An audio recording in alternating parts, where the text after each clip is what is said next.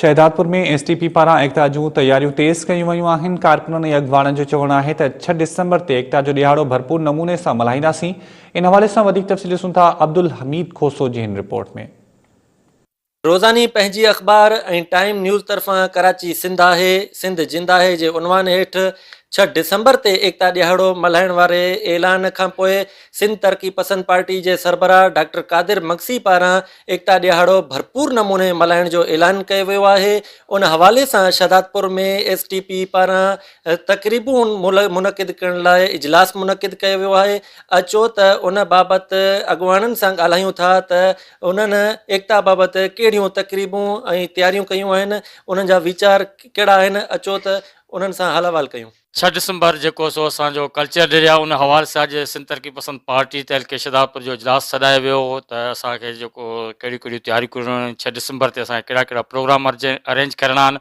उन हवाले सां सिंध तरक़ी पसंद पार्टी तरफ़ां तरक़ी पसंद हाउस शहदादपुर मां हिकु शानदार रैली निकिरंदी, जेका टाइम न्यूज़ जे जेका इस्तक़बालिया हुते कैंप लॻंदी आहे, उनखां पोइ वरी प्रेस क्लब ते वेंदी। ऐं इन हवाले सां असां तरक़ी पसंद पार्टी एज़ ए ज़िले जनरल सेक्रेटरी हैसियत सां जेको सो समूरे ज़िले में समूरनि दोस्तनि खे चयो आहे त हीअ असांजो सकाफ़त कल्चर डे जेको आहे उहो असांखे हर साल जीअं भरपूर नमूने मल्हाइणो आहे।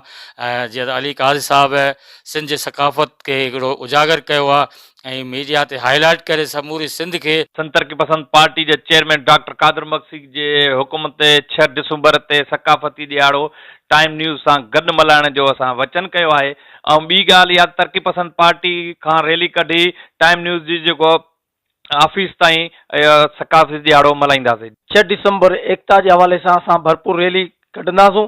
जीअं त डॉक्टर साहब हिमायत कई आहे, ऐलान बि कयो, असां तरक़ी पसंद हाउस खां हिकु शानदार रैली कढी टाइम न्यूज़ जी ऑफिस ते जेको आहे आजियानी कैंप लॻल आहे उते असां शिरकत कंदासूं ऐं ज़बरदस्त नमूने सां असां जेको आहे उन में दोस्तनि खे शिरकत कराईंदासूं। उन में असां नंढियूं छोकिरियूं हूंदियूं, नंढा ॿार हूंदा, ॿुढड़ा हूंदा, वॾा हूंदा, टोपी अजरक सां जेतिरो थी सघो असां भरपूर नमूने सां शानदार रैली कढी तरक़ी पसंद हाउस खां हाला चौक खां सिधो टाइम न्यूज़ जी ऑफिस ते ख़त्म कंदासीं। अॼु सिंध तरक़ी पसंद पार्टी जो ज़िले सांगर जो तहलके शहदादपुर जो इजलास थियो। असां हिकु फ़ैसिलो कयो आहे त कराची सिंध आहे, टाइम न्यूज़ ऐं पंहिंजी अख़बार जे सरवान अली काज़ी पारां सकाफ़ती ॾियारो कराची सिंध जो कयल ऐलान जी असां भरपूर आजा कयूं था।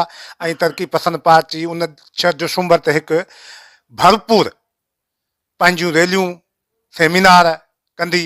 उन जे हवाले सां असां हिन वक़्तु पंहिंजे इजलास में सॼो तरतीब ॾेई चुका आहियूं ऐं इंशाअल्लाह 6 डिसंबर जे ॾींहुं 11 बजे तरक़ी पसंद हाउस शहदादपुर खां टाइम न्यूज़ ऐं पंहिंजी अख़बार जे इस्तक़बाली कैंप ताईं हिकु रैली निकिरंदी ऐं उन रैली में असां पंहिंजे सिंध जे सकाफ़त खे अञा बि वधीक सगारो कंदासीं। सिंध तरक़ी पसंद पार्टी जे अॻवाननि टाइम न्यूज़ ऐं रोज़ानी पंहिंजी अख़बार पारां 6 डिसंबर ते एकता ॾियारो मल्हाइण वारे ऐलान जी भरपूर नमूने हिमायत कई आहे। हिननि जो चवणु आहे त एसटीपी हाउस खां हिकु शानदार रैली कढी वेंदी, जेका मुख़्तलिफ़ हंधनि खां थींदे टाइम न्यूज़ ऐं रोज़ानी पंहिंजी अख़बार जे ऑफिस आॾो इस्तक़बालिया कैंप ते पहुचंदी, जिते जेको आहे सो हीउ ॾियारो भरपूर नमूने मल्हायो वेंदो।